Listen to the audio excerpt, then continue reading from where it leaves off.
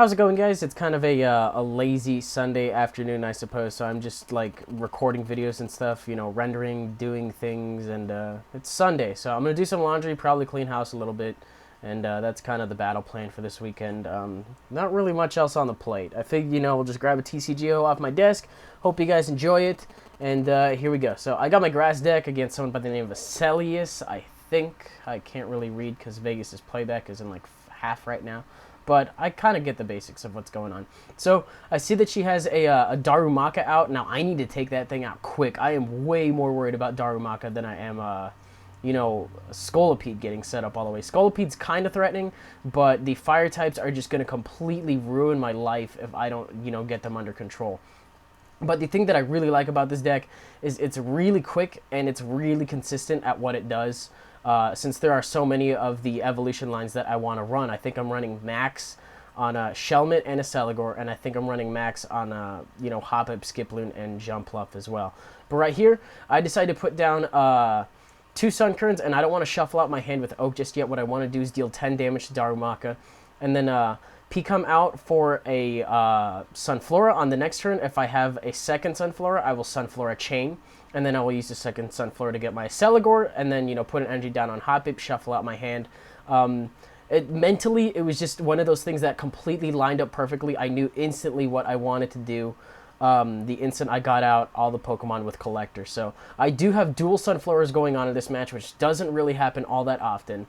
But when it does, it's fucking amazing, as you're going to see. So decided, you know, chain through those Sunfloras, get myself an Aselleus. And I'll be able to do the extra 60 damage I needed to take out the Darumaka, and that is probably the biggest threat to me at this point in the game. But that's gone out of the way. So, gonna go ahead and Professor Oak out for a new hand since I don't really have anything in that hand waiting for me. While I don't really get anything fantastic on this, the thing I get in the prize more than makes up for it since I did draw into a rare candy. That'll let me evolve my Hoppip into a Jumpluff within like the first 5 turns. So I have an Aselleus, I have a Hoppip. I can power it up very easily with the 2 Sunflowers by using them to get 2 basics onto the bench. I'm probably just going to end up picking Aselleus for the hell of it.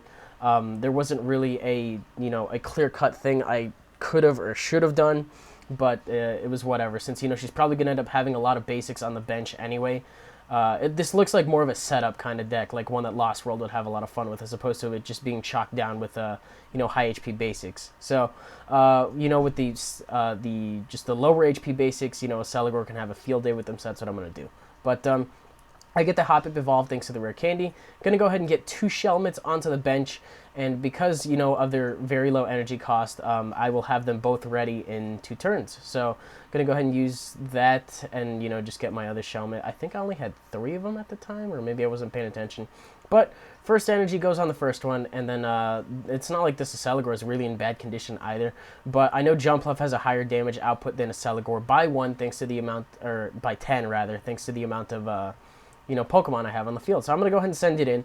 If it dies, you know, I can use the Aselleus to stall out for a little bit of time and then just go from there. I can also revive to get a Hoppip onto the bench quicker, Junk Arm out for a rare candy, and then, you know, using the remainder of my hand, I can go ahead and get a Jumpluff in play really, really quick. So, not that I'm too worried, seeing as how the only thing she has on her side of the field is a Scolipede that has the potential to die next turn thanks to Mass Attack, a Torkoal, and then I see a Gotha, I forget what that thing's name is. I forget it all the fucking time. But gonna use Sunflora to get myself 2 Aselleus, and then I think the Gothitelle is the one that has the, I think it has the item lock. So you can't use switches, can't use junk arms, can't use catchers, can't use things like that. And it's only on you, but it's only when it's the active Pokemon. So that's actually more of a threat to me at the moment than anything else. Torkoal's not really too bad. If there's a lot of Pokemon on the field, then I can take it out. But I'm going to go ahead and catch her out to get the Gotho thing. Little Gothic Babby, you know, get that out. Take it out in 1 shot. Now, the cool thing about Aselleus being free treat is they work really well with each other. They only need 1 energy to do 60 damage, and, you know, you can't use it next turn, which is why you switch out between multiple Aselleus. And since I have 3 going on, I can be dealing a consistent 60, and there are 2 things on her bench right now that have 60 HP.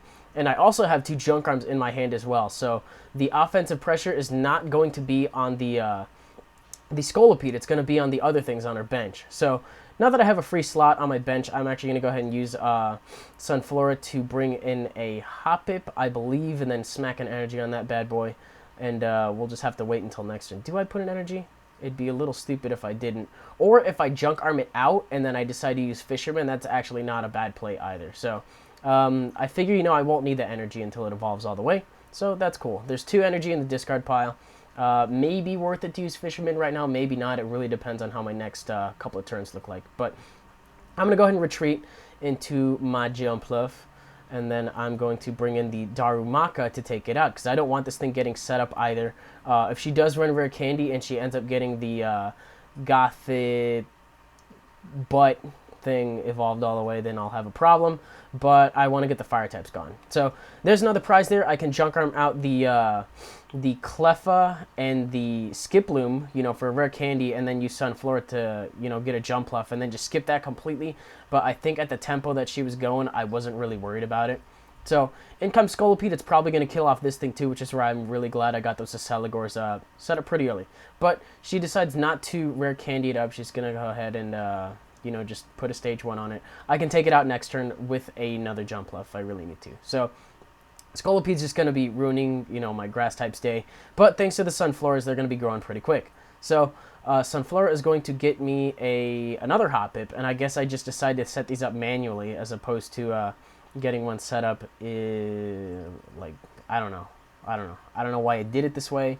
The play I just talked about definitely would have been a better one, but I'm not in a, you know, whole world of concern right now. So thinking about junk arming. Do I do it? I'm looking 80 and 80. I don't have a Jumpluff right now, but I do it anyways for some stupid reason. I'm gonna junk art Clef and revive and just get myself a catcher for some stupid reason. It's like, I don't really want to do this, but, well, why am I don't really understand. I guess I'm just bringing in Torkoal because it needs energy to attack and get out of there. It's an easy kill. I guess that was my mindset there. So unfortunately, she does get the Gothitelle evolved, but fortunately, it's not the one I'm thinking of. It's actually the inferior one. I don't know like what kind of deck this is, if this is like a structured deck or anything like that. But I would think that the structured deck actually even has the trainer lock one anyway. That is easily the better one to be running. But she's going to go ahead and Peacom out, probably Peacom out for a Whirlipede. As you can see, Torkoal needs 2 energies to do 30 damage and 2 energies to get out. So I do have a weakness to it, but it cannot one-shot me, you know, as long as I have full health, so that's good. But P comes out for another Torkoal, which I find a little odd, but I think she's going to put that down to try to use its Poke Power as well, which is not really a useful Poke Power. I mean, it's interesting, but the fact that it failed her 2 for 2 and, you know, I have free retreat anyway, it's kind of dumb. I mean, if you wanted to try it on my Sunflora to try to disrupt me a little bit, that would work out better, I suppose. But I'm going to go ahead and get that Skiploom evolved into a Jumpluff, and then I think I can just kill out that Torkoal next turn. And then I'm doing what people told me to do, is to keep using Sunflora to pull grass Pokemon out of your deck so you can draw into what you want next turn. It seems like kind of a useless thing to do, especially since my bench is full, but it really does help thin out the cards in your deck to get you to what you need quicker, as opposed to what you don't need. So by pulling out what you don't need, you draw, and you're more likely to draw into things that you do need. That was a way too lengthy way to just fucking draw out that sentence. I don't know why I did that. But Scolipede's just still kind of skulking around. I'm not worried because I do have the prize lead. As soon as I get one Jumpluff set, actually I do have one Jumpluff set up. Oh my god, I'm fucking brilliant. But that Jumpluff can come in, ruin that thing's day. And you know, there's the other things on the bench. I don't think I can kill off the Gothitelle in one turn, but I do have 2 Jumpluffs, 2 Aselleus. I think you can kind of piece together what's going to happen in a little bit. Pull out the final Jumpluff. So I do have the full evolution line in my hand. I also have Fisherman to get back some energy. As long as I can get back at least 1, that's pretty cool. So Mass Attack takes out the Scolipede. Mass Attack, I believe, will also take out anything whose name isn't Gothitelle. I don't have a catcher, so this turn is going to be drawn out maybe a little bit more than I expected to. But Mental Shock is either going to confuse me or make me discard an energy. In this case, it confuses me, so I'm going to go ahead and put an energy down on the other Jumpluff, retreat, and then just start doing some damage with other things. So I go to my Aselleus, and I'm just going to deal 60 damage. Going to be able to take it out next turn. So that is the game, I suppose, guys. If you enjoyed it, I mean, it was a little bit of a quicker one, but I really liked how things worked out, flowed in this one.